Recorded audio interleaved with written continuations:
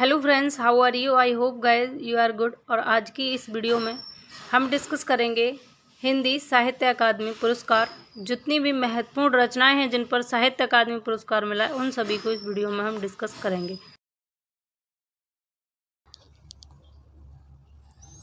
तो चलिए स्टार्ट कर लेते हैं अपनी वीडियो को। तो हिंदी साहित्य अकादमी पुरस्कार, हिंदी साहित्य अकादमी पुरस्कार से रिलेटेड इस वीडियो में हम डिस्कस करने वाले हैं कि हिंदी में साहित्य अकादमी पुरस्कार कब, किसको और किस वर्ष प्रदान किए गए थे और किस रचना पर दिए गए थे, इसके बारे में हम जानेंगे। हिंदी सहित 24 विभिन्न भाषाओं के साहित्यकारों को उनकी उत्कृष्ट कृतियों के लिए हिंदी साहित्य अकादमी द्वारा पुरस्कार प्रदान किए जाते हैं। ठीक है, हिंदी के साथ साथ 24 अन्य भाषाओं के साहित्यकारों को ये पुरस्कार दिया जाता है, हिंदी साहित्य अकादमी पुरस्कार, उनकी जो भी उत्कृष्ट कृति होती है उसके लिए। तो अब हम बात करते हैं यहाँ पर जो महत्वपूर्ण है, आपके एग्ज़ाम की दृष्टि से घोल कर पी जाइएगा इनको, ये बहुत महत्वपूर्ण है। ठीक है, ध्यान रखना। तो पहला है आपके सामने हिम तरंगिणी, काव्य है ये, और इस पर माखनलाल चतुर्वेदी को मिला था 1955 में। 1955 में साहित्य अकादमी पुरस्कार माखनलाल चतुर्वेदी को मिला था। कौन सी रचना पर? हिम तरंगिणी। वर्ष बहुत कम पूछा जाता है, ध्यान रखना, वर्ष बहुत कम पूछा जाता है, लेकिन रचना पूछ ली जाती है कि माखनलाल चतुर्वेदी को कौन सी रचना पर, उनकी कौन सी रचना पर साहित्य अकादमी पुरस्कार मिला। तो ध्यान रखिएगा, हिम तरंगिणी रचना थी। ठीक है, उसके बाद में है पद्मावत संजीवनी व्याख्या, और इस पर मिला था वासुदेव शरण अग्रवाल को 1956 में साहित्य अकादमी पुरस्कार। नेक्स्ट है बुद्ध धर्म दर्शन। बुद्ध धर्म दर्शन पर आचार्य नरेंद्र देव को मिला था 1957 में।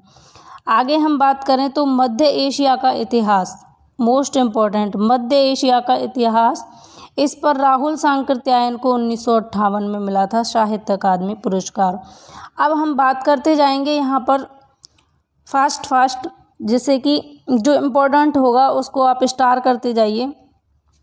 आगे है संस्कृति के 4 अध्याय, ये निबंध है, बहुत महत्वपूर्ण है, इम्पोर्टेंट है। वैसे ये सभी इम्पोर्टेंट हैं आपके लिए, जो भी मैं आपके लिए लेकर आई हूँ वो 100% इम्पोर्टेंट चीज़ें हैं।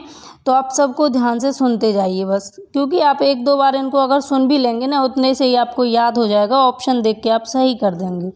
संस्कृति के 4 अध्याय, ये निबंध बहुत महत्वपूर्ण है और इस पर मिला था रामधारी सिंह दिनकर को 1959 में साहित्य अकादमी पुरस्कार। आगे बढ़ते हैं और नेक्स्ट है कला और बूढ़ा चांद, ये काव्य था जिस पर सुमित्रा नंदन पंत को 1960 में साहित्य अकादमी पुरस्कार मिला। अगला है भूले बिसरे चित्र। भूले बिसरे चित्र उपन्यास है, बहुत महत्वपूर्ण है भूले बिसरे चित्र, इसको स्टार करिए। भगवती चरण वर्मा को 1961 में मिला था। उसके बाद में कलम का सिपाही, जीवनी है ये अमृत राय की, बहुत महत्वपूर्ण है। कलम का सिपाही किसकी जीवनी है? ये जीवनी किसकी है अगर ये पूछ लिया जाए तो आप ध्यान रखना, ये है मुंशी प्रेमचंद की जीवनी। लिखी किसने? अमृत राय ने। अमृत राय को 1963 में कलम का सिपाही नामक जीवनी पर साहित्य अकादमी पुरस्कार मिला। उसके बाद में नेक्स्ट है आपके सामने आंगन के पार द्वार। आंगन के पार द्वार काव्य था और जिस पर अज्ञे को मिला 1964 में साहित्य अकादमी पुरस्कार। नेक्स्ट है रस सिद्धांत। रस सिद्धांत समीक्षा, इस पर मिला नगेंद्र को 1965 में। नेक्स्ट है मुक्तिबोध। मुक्तिबोध का उपन्यास था, मुक्तिबोध उपन्यास था किसका? जैनेन्द्र का, और इस पर मिला था 1966 में। ये जो मुक्तिबोध उपन्यास है महत्वपूर्ण है, स्टार करके रखिए इसको। एक बार फास्ट रिवाइज करा देती हूँ मैं आपको, यहाँ तक का जितना भी हमने पढ़ा सुनते जाइए बस। हिम तरंगिणी पर मिला था माखनलाल चतुर्वेदी को। पद्मावत संजीवनी व्याख्या पर मिला था वासुदेव शरण अग्रवाल को। बुद्ध धर्म दर्शन, इस पर मिला आचार्य नरेंद्र देव को। मध्य एशिया का इतिहास, इस पर राहुल सांकृत्यायन। संस्कृति के 4 अध्याय रामधारी सिंह दिनकर। कला और बूढ़ा चांद सुमित्रा नंदन पंत। भूले बिसरे चित्र भगवती चरण वर्मा। कलम का सिपाही अमृत राय। कलम का सिपाही, अमृत राय, आंगन के पार द्वार इस पर अज्ञे को मिला, और रस सिद्धांत पर मिला नगेंद्र को, मुक्ति बोध पर मिला जैनेन्द्र को। अब हम आगे बढ़ते हैं और आगे की रचना देख लेते हैं। नेक्स्ट है अमृत और विष। अगली क्या है? अमृत और विष। अमृत और विष उपन्यास है जिस पर अमृतलाल नागर को 1967 में साहित्य अकादमी पुरस्कार मिला। नेक्स्ट है दो चट्टानों, ये काव्य है और हरिवंश राय बच्चन का है। 1968 में इस पर साहित्य अकादमी पुरस्कार मिला हरिवंश राय बच्चन को। ठीक है, आगे है राग दरबारी उपन्यास है जिस पर श्रीलाल शुक्ल को 1969 में साहित्य अकादमी पुरस्कार मिला। नेक्स्ट है निराला की साहित्य साधना, बहुत महत्वपूर्ण। निराला की साहित्य साधना जीवनी है और इस पर रामविलास शर्मा को 1970 में मिला साहित्य अकादमी पुरस्कार। आगे चलते हैं। कविता के नए प्रतिमान इस पर डॉक्टर नामवर सिंह को मिला। अगला है और कब मिला? 1971 में मिला। सन भी एक बार देखते चलिएगा, अगर पूछ लिया जाए तो आपका सही होना चाहिए। नेक्स्ट है बुनी हुई रस्सी काव्य है भवानी प्रसाद मिश्र का और 1972 में इस पर साहित्य अकादमी पुरस्कार मिला भवानी प्रसाद मिश्र को, बुनी हुई रस्सी।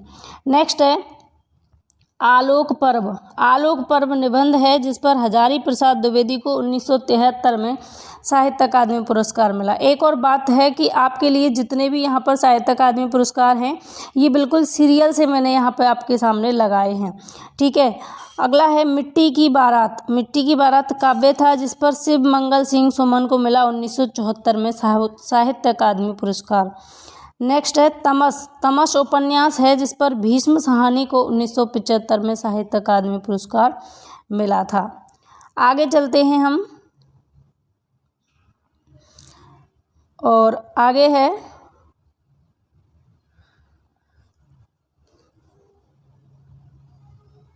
तेरी मेरी उसकी बात। ये उपन्यास है तेरी मेरी उसकी बात जिस पर यशपाल को 1976 में मिला था साहित्य अकादमी पुरस्कार। इसको हम थोड़ा सा छोटा कर लेते हैं, जूम करने पर आपको क्लियर दिखाई नहीं दे रहा होगा।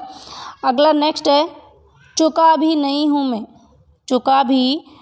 हूँ मैं काव्य था जिस पर शमशेर बहादुर सिंह को 1977 में साहित्य अकादमी पुरस्कार मिला था। अगला है उतना बस सूरज हूँ काव्य है जिस पर भारत भूषण अग्रवाल को 1978 में साहित्य अकादमी पुरस्कार मिला। नेक्स्ट है कल सुनना मुझे काव्य है, ये कल सुनना मुझे सुदामा पांडे धूमिल को मिला 1979 में साहित्य अकादमी पुरस्कार। और फ्रेंड्स ये जो जितने भी आपके सामने यहाँ रचनाएं हैं जिन पर आप अगर सारी रचनाएं याद नहीं कर पाते, देखिए एक दूसरा तरीका ये है एग्ज़ाम में, मान लीजिए आपके एग्ज़ाम में 30 मार्क्स की हिंदी पूछी जा रही है जिसमें 25 मार्क्स की आपकी ग्रामर होती है और 5 मार्क्स की आपकी क्या हो जाती है, वहाँ पर साहित्य हो जाती है। तो रचनाओं से 2-3 नंबर का पूछ लिया जाता है। तो सबसे बेटर तरीका क्या है, क्योंकि 90% ये चांस रहते हैं कि जिन रचनाओं पर पुरस्कार मिले हुए हैं या जो प्रथम रचनाएं हैं, जो पॉपुलर रचनाएं हैं, उन्हीं को पूछा जाता है एग्ज़ाम में। तो ये जो जितनी भी रचनाओं को साहित्य अकादमी पुरस्कार मिला है, इन रचनाओं को आप याद कर लीजिए। और भी पुरस्कार हैं हिंदी में जो दिए जाते हैं उनको याद कर लीजिए, यानी जो पुरस्कृत रचनाएं हैं उनको याद कीजिए, जो पॉपुलर रचनाएं हैं उनको ही याद कर लीजिए। तो आपका 1-2 नंबर का वहीं से फंस जाएगा, ये है। तो आप इनको याद कीजिए। बहुत सारी रचनाएं आप याद करते हैं, इससे बेटर ये है कि इसमें आपके सामने समथिंग 50 रचनाएं होंगी, तो आप इनको लर्न कर लीजिए और सेकंड पार्ट में आपके लिए लेकर आऊँगी, उसको लर्न कीजिए, तो आपका कवर हो जाएगा इतने से। ठीक है, आपके एग्ज़ाम में जो 2-3 मार्क्स की रचनाएं आएंगी वो कवर हो जाएंगी आराम से। तो ये तरीका बेटर है कि जो फेमस हैं उन्हीं को आप याद कर लीजिए, जिनको कुछ ना कुछ खूबियाँ हैं जिन रचनाओं की, या तो कोई पुरस्कार मिला है या बहुत फेमस रहीं या बहुत ज़्यादा शुरुआत की हैं, ऐसा हो सकता है, क्योंकि आदि टाइम की रचनाओं को भी पूछ लिया जाता है।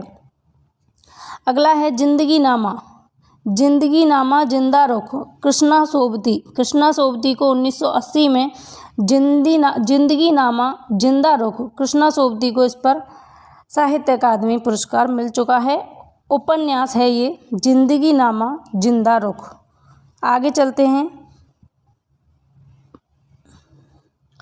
ताप के ताए हुए दिन, ताप के ताए हुए दिन काव्य है ये त्रिलोचन का, और 1981 में इस पर साहित्य अकादमी पुरस्कार मिला। नेक्स्ट है अगला, विकलांग श्रद्धा का दौर, व्यंग है ये विकलांग श्रद्धा का दौर, हरिशंकर परसाई को 1982 में मिला साहित्य अकादमी पुरस्कार। किस पर? विकलांग श्रद्धा का दौर। और ये जो हरिशंकर परसाई हैं, इनको व्यंग्यात्मक कवि के नाम से भी जाना जाता है, व्यंग्यात्मक लेखक के नाम से भी जाना जाता है। तो इन्होंने व्यंग पर बहुत सारी अपनी रचनाएं की, जिनमें एक है विकलांग श्रद्धा का दौर, और इस पर इन्हें 1982 में साहित्य अकादमी पुरस्कार भी मिला। अगला है खूंटियों पर टंगे लोग, काव्य है ये बहुत महत्वपूर्ण है। खूंटियों पर टंगे लोग सर्वेश्वर दयाल सक्सेना का है, 1983 में इस पर साहित्य अकादमी पुरस्कार इनको मिला था। आगे चलते हैं। लोग भूल गए हैं, लोग भूल गए हैं ये काव्य है जिस पर रघुवीर सहाय को 1984 में साहित्य अकादमी पुरस्कार मिला। नेक्स्ट है कौवे और काले पानी, कौवे और काले पानी काव्य है निर्मल वर्मा का, जिस पर 1985 में इन्हें साहित्य अकादमी पुरस्कार दिया गया। कौवे और काले पानी काव्य है, ध्यान रखना किसका है? निर्मल वर्मा का है। अपूर्व, अपूर्व काव्य है ये केदारनाथ अग्रवाल को, इस पर 1986 में साहित्य अकादमी पुरस्कार मिला था। आगे चलते हैं। अगला है मगध, मगध काव्य है जिस पर श्रीकांत वर्मा को 1987 में साहित्य अकादमी पुरस्कार मिला। नेक्स्ट है अरण्या, अरण्य काव्य है जिस पर श्री नरेश मेहता को 1988 में साहित्य अकादमी पुरस्कार मिला। नेक्स्ट है अकाल में सारस, अकाल में सारस ये काव्य है केदारनाथ सिंह का, और 1989 में इस पर साहित्य अकादमी पुरस्कार मिला। नेक्स्ट है नीला चांद, बहुत महत्वपूर्ण है नीला चांद, ध्यान रखिए। नीला चांद उपन्यास है शिव प्रसाद सिंह का, और 1990 में साहित्य अकादमी पुरस्कार इन्होंने प्राप्त किया नीला चांद उपन्यास के लिए। अगला है मैं वक्त के सामने हूँ, मैं वक्त के सामने हूँ ये काव्य है गिरिजा कुमार माथुर का, 1991 में इस पर इन्हें साहित्य अकादमी पुरस्कार मिला। अगला है ढाई घर, क्या है? ढाई घर ये उपन्यास है, ढाई घर किसका है? गिरिराज किशोर का, और गिरिराज किशोर को ढाई घर उपन्यास के लिए 1992 में साहित्य अकादमी पुरस्कार दिया गया था। अगला है अर्धनारीश्वर, बहुत महत्वपूर्ण उपन्यास है अर्धनारीश्वर, विष्णु प्रभाकर का है, और 1993 में इस पर साहित्य अकादमी पुरस्कार दिया गया। अब देखिए यहाँ पर आपको रचनाएं भी याद हो रही कि अर्धनारीश्वर जो उपन्यास है ये किसका है? तो सर्वेश्वर दयाल सक्सेना का है।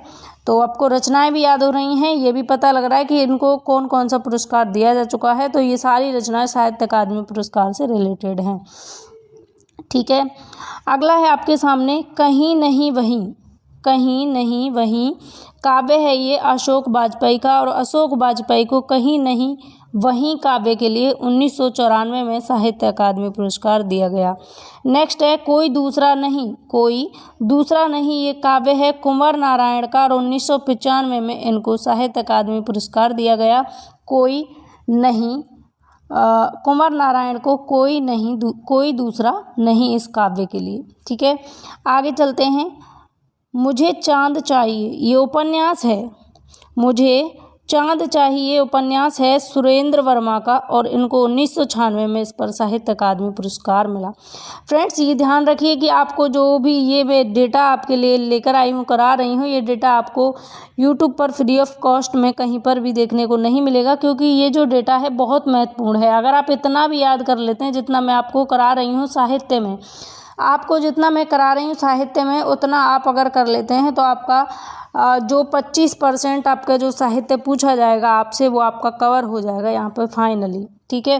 ध्यान रखिए जितना साहित्य मैं आपको करा रही हूँ आप अगर उतना भी कवर कर लेते हैं तो आपके एग्ज़ाम में साहित्य से आने वाले क्वेश्चंस को आप बिल्कुल ईजीली कर लेंगे, ठीक है। उसके बाद में अगला है अनुभव के आकाश में चांद। अनुभव के आकाश में चांद काव्य है लीलाधर जगुड़ी का। लीलाधर जगुड़ी को 1997 में अनुभव के आकाश में चांद इस काव्य पर साहित्य अकादमी पुरस्कार मिला था। नेक्स्ट है नए इलाके में। नए इलाके में ये काव्य है और अरुण कमल का है, और अरुण कमल को नए इलाके में काव्य पर 1998 में साहित्य अकादमी पुरस्कार दिया गया था। आगे है नेक्स्ट, दीवार में एक खिड़की रहती। दीवार में क्या रहती? एक खिड़की रहती। इस बात को कौन कह रहा है? विनोद कुमार शुक्ल। विनोद कुमार शुक्ल कह रहे हैं दीवार में एक खिड़की रहती, और इस रचना पर इनको 1999 में साहित्य अकादमी पुरस्कार से सम्मानित किया गया था। अब हम आगे बढ़ते हैं और आगे कुछ और बाकी हैं आपके। नेक्स्ट इनको देख लीजिए।